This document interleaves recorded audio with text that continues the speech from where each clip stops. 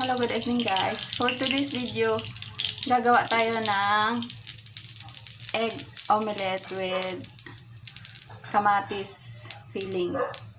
So, ayan, may mantika na ako dyan guys. Hinaan na lang natin ang apoy, mainit na siya. So guys, lulutuin natin ang kamatis na mayroon ng magic sarap, sibuyas na meron na ring paminta. Tapos may kunting asin na ako dyan guys. Yan yung maputi. Tsaka meron na akong bawang. Optional ang bawang dyan guys. Pero dahil marami akong bawang, ilagay ko na. Kasi sayang naman kung masira.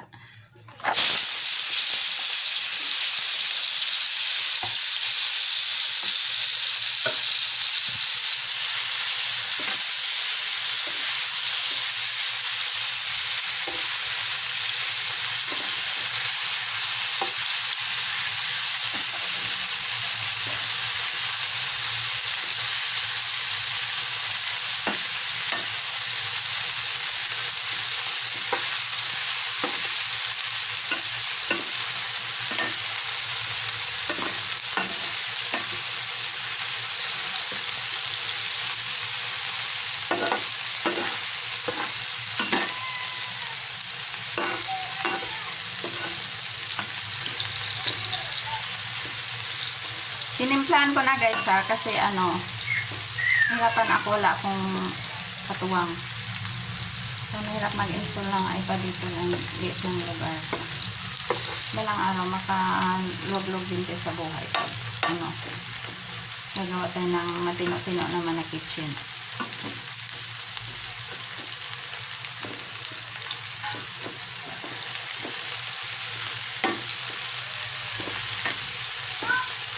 So, ayan guys, luto ng sibuyas.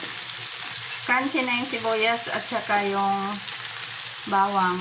Tapos, luto na rin naman yung kamatis kasi hinog yan eh. So, ang gawin ko guys, tanggalin ko lang ito. Tanggalin ko ito. Bawas na lang natin. Bawas na lang natin dito guys para mabilis. So dito guys, maglagay ako ng konting mantika. May konting mantika pa dito sa sa ere natin. Yung sinanggal ko.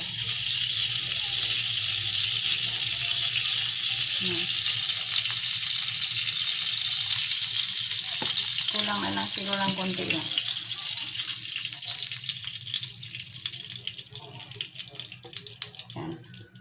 Tama na siguro yun guys. Masama naman sa katawan pag sobrang daming mantika.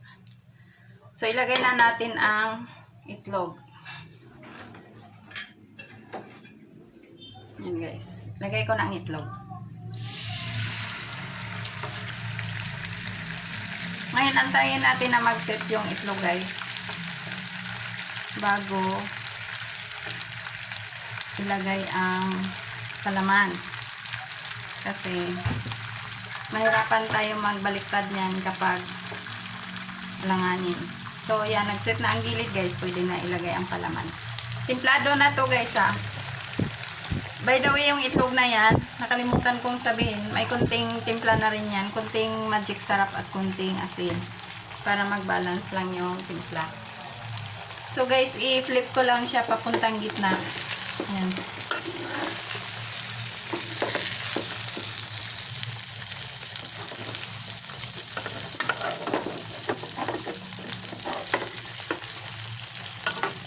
Kumbaga, i-cover lang natin siya.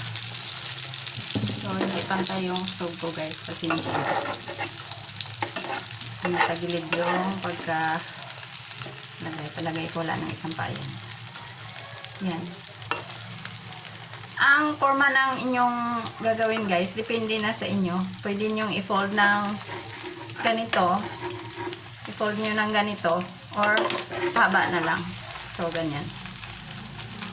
Tapos, ibaliktad na lang natin yan guys. Pasensya na sa forma guys kasi isang kamay lang humalaw sa akin.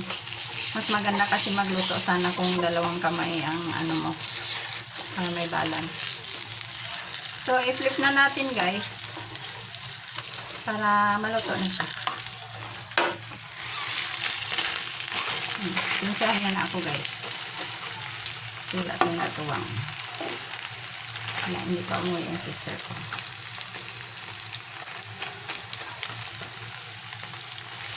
Pag nagluto pala kayo guys, technique dyan. Una, malakas na apoy. Tapos, pahinaan nyo para maluto yung itlog sa gitna. Yan. Actually, may cover itong kawali ko guys. May cover yan. Para mabilisan na maluto. Kaya lang, dahil isang kamay lang, mahirapan ako magbuka kasi yun, magnetic. Mahirap tanggalin pag may magnet. So, i-flip natin ulit guys. Yan. So, yan, luto na ang ating egg omelette na may palaman na sibuyas, bawang, at saka kamatis. Thank you so much guys for watching. Thank you.